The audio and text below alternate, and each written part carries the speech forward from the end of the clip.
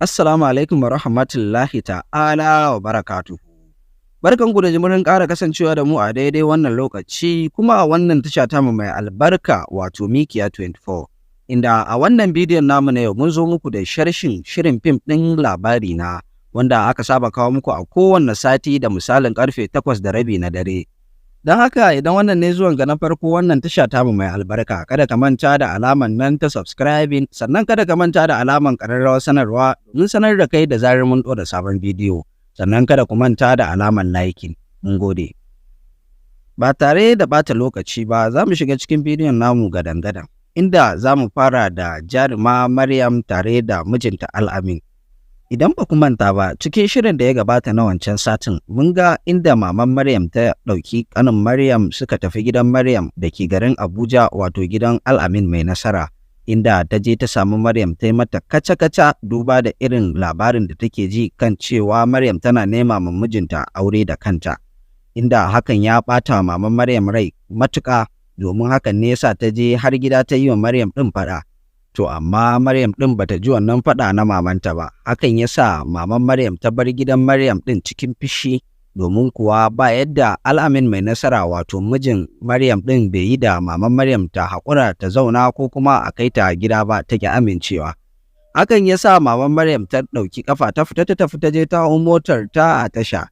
Amma duk da haka da alamu Maryam ba ta yi nadamar abin da take aikatawa ba, duk da ta ga fishin da mamanta take yi da ita a bisa wannan neman aure da take taya mijinta. Inda daga ƙarshe dai mun ga yadda Al-Amin ya ɗauki mota shi da matar tashi Maryam suka tafi har Kano domin su je su ba ma umman Maryam ɗin haƙuri. To a takaice dai za mu iya cewa duk da haka ba mu ga alamar nadama a tattare da Maryam ba, domin kuwa ko da suka je Kano wajen maman Maryam, mun ga yadda Maryam ta zauna gaban maman nata, tana nuna soyayyarta da mijinta, domin kuwa ta nuna cewa tana so mamanta ta sa mata albarka sannan tabbata ta ci gaba da nema wa mijin nata aure, kuma insha Allahu ba abin da zai faru. Inda daga ƙarshe dai mun ga inda maman Maryam ta zauna da Maryam da mijin nata wato Al-Amin mai nasara, inda take roƙon Al-Amin mai nasara kan cewa dan Allah duk halin da za a shiga ya daure kar ya bari wani abu ya shiga tsakaninsa da Maryam, kuma kar ya zama maci amana, kar ya ci amanar ‘yarta, duba da yadda ta ga ‘yar tata ta dage sai mijin nata Al-Amin, sannan kuma ta dage kan tana so Al-Amin ɗin ya ƙara aure. Haka kuma Maryam ta nuna rashin damuwarta a kan cewa mijinta don ya ƙara aure ya haihu, ita bata haihu ba, wannan ba wani abu ba ne. To, idan mun fahimta dai za mu iya cewa kusan ta tabbata yanzu Al-Amin mai nasara zai auri Dr. Asiya. Don haka ina kuke ma abota kallon shirin fim ɗin labari na mai dogon zango. Shin kuna ganin Dr. Asiya idan ta zo gidan nan a matsayin kishiyar Maryam za ta zo ta nemi zaman lafiya da uwar gidan tata wato Maryam, ko kuma kuna ganin idan ta shigo dole sai an yi fitina, kuma kuna ganin Al-Amin zai iya jin yana son Dr. Asiya fiye da ita Maryam ɗin ko yaya? Don haka za mu so mu ji amsoshinku a comment section, inda yanzu za mu tafi gadan-gadan zuwa sharshi na biyu. To ma'abota kallon shirin fim ɗin labari na mai dogon zango, idan dai ba ku manta ba cike shirin da ya gabata, mun ga inda Ishaq wato manajan masu wanke-wanke da share-share na kamfani ya ɗauki alwashin sai sun ga bayan mai nasara, inda shi da abokinsa suka zauna suka canza shawara, domin kuwa a baya sun yi ƙoƙarin za a bi boka da malamai a kashe mai nasara, amma sun zo sun sake shawara shi da wani abokinsa kan cewa za a ɗebo 'yan daba su zo har gida su kashe Al-Amin mai nasara.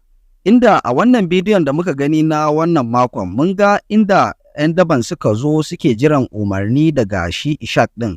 Sai dai a wannan bidiyon na yau mun ga cewa ba su samu damar yin wannan aika-aika ba, duba da cewa Al-Amin mai nasara ya je Kano, domin kuwa ranar da aka shirya za su yi wannan aiki ne Al-Amin mai nasara ya je Kano.